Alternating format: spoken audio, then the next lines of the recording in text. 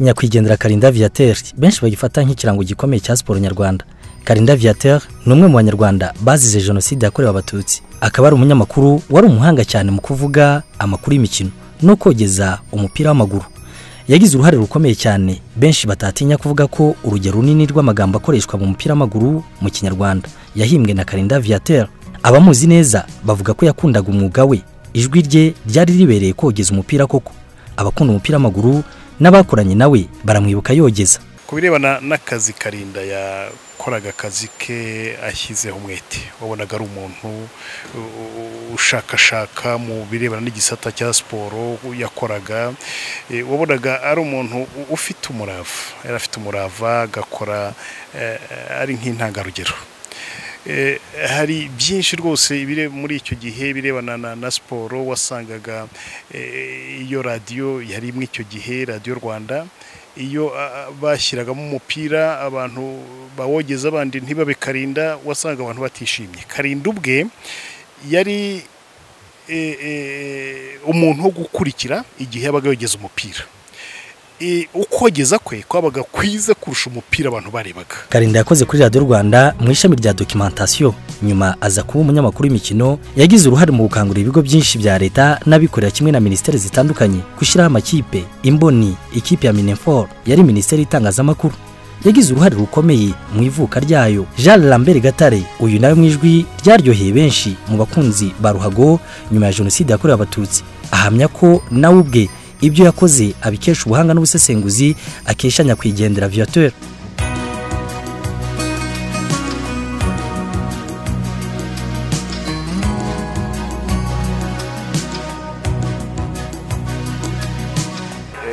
Nakunda kumubwira yuko ari role model wanjye, ko mfite igitekerezo cyo kuzaba umunyamakuru, kandi ko nimba umunyamakuru nzagerageza kumwigana.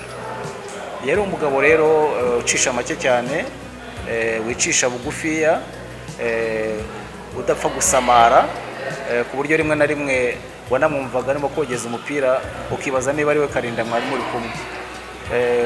Yari umuntu usa ufite imyitwarire ya kinyarwanda, dashamadutse cyane, ariko aho ari hose aganira ibintu bijyanye n'umupira w'amaguru.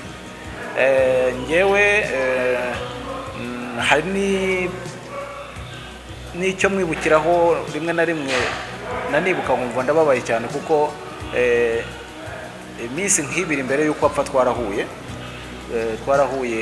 mu mujyi hariya wa Muhanga, ambwira ko asize i Kigali bicika, wagira ngo n'Imana yagira ngo musezereho. Hanyuma naje kumenya ko iminsi nk'ibiri itatu nyuma yahise yicwa.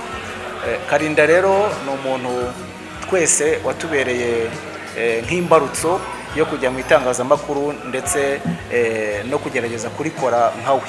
Ntabwo nakwirarira ngo mvuga yuko nge nagejeje aha Karinda, ariko ibyo nakoraga byose nge burya nabaga ngerageza ko nibura nakora nka bitatu bya kane by'ibyo yakoze, ariko n'ubu ngubu nge numva ntarabigezeho kuko yari indashyikirwa. Karinda Viateur yavutse mu mwaka w'1953, avukira mu cyahoze ari komine Rutare, segiteri Murehe, ubu akaba ari mu karere ka Gicumbi. Amashuri abanza yayize ahantu hatandukanye, ariho Kinyami, Rutare na Muhura. Amashuri yisumbuye yayize kuri seminaire nto ya Mutagatifu Savio Dominique yo ku Rwesero.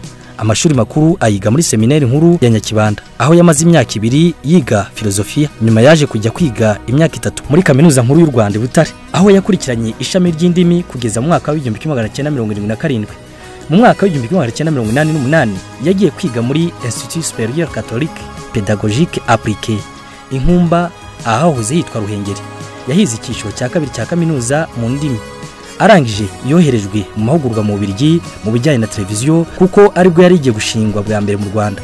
Yagiye mu bihugu byinshi ku migabane itandukanye aherekeje abakinyi. Umwarimu muri kaminuza Pasteur Uwimana Jean Pierre yemera ko uyu Nyakwigendera ibyo yakoraga yabikoranaga ubuhanga bwinshi, kandi ngo ntibinamubuze no gusabana n'abantu. Gusa akongeraho ko yari n'umusirimu nk'umwe mu bakoranye n'uyu Nyakwigendera. ariko Karinda wabonaga ari umuntu uhora akeye, ari umuntu usabana n'abantu muri byose kandi akagira n'isuku. Karinda yambaraga neza, yari umusore mwiza, umugabo mwiza, ku buryo iyo Karinda yabaga hari wabonaga abantu basusurutse. Ibyo nibyo rwose mwibukaho, mvuze mu magambo make ntagiye kujambura. Yari umuntu w'intangarugero, yari umuntu uzi kubana n'abantu, yari umuntu mbega gushyikirana n'abantu. Dore amwe mu magambo amenyerewe ubu mu mukino w'umupira w'amaguru yacuzwe na Karinda Viateur. Kandi yari umuntu ushakashaka akazana amagambo mashya muri siporo. Nk'iyo tuvuze ruhago ni ijambo rye yazanye, yagerageje gushyira mu gisata cya siporo. Iyo tuvuze urushundura, ngo urushundura ni Karinda wabizanye bwa mbere, urushundura ruranyeganyeze, kugeza naho twagezeho tujya tumwita mu kazi tukavuga duti ni Karinda ruhago, Karinda irindi rikaba ruhago. Yari umuntu rwose ugerageza akitangira umurimo we.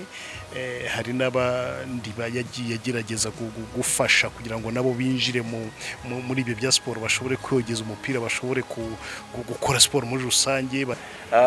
Twese rero uretse kuba yaradukundishije uyu mwuga w'itangazamakuru ry'imikino, yanagize uruhare rukomeye cyane mu gukundisha abantu imikino, cyane cyane umupira w'amaguru. Hanyuma kuba twese yaradukundishije umwuga w'itangazamakuru ry'imikino, hanyuma no kuba rero yarakundishije abanyarwanda imikino, by'umwihariko umupira w'amaguru. Kubura umuntu nka Karinda, sinzi ikintu umuntu yabigereranya nacyo, njye nibwe ni nk'ubu iyo Karinda aza kuba hari, yari kuba duha amasomo angana gute.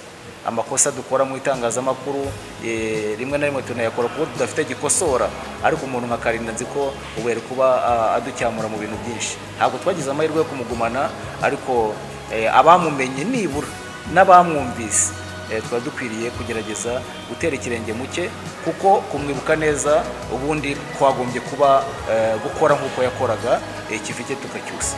Karinda Viateur yishwe tariki ya 24 Mata mu mwaka w'1994, yicanwa n'abihayimana bari bahungiye i Kabgayi. Karinda Viateur, Imana ikomeze kumuhiruko ridashira. Kwizera Elifati, Lemigo TV.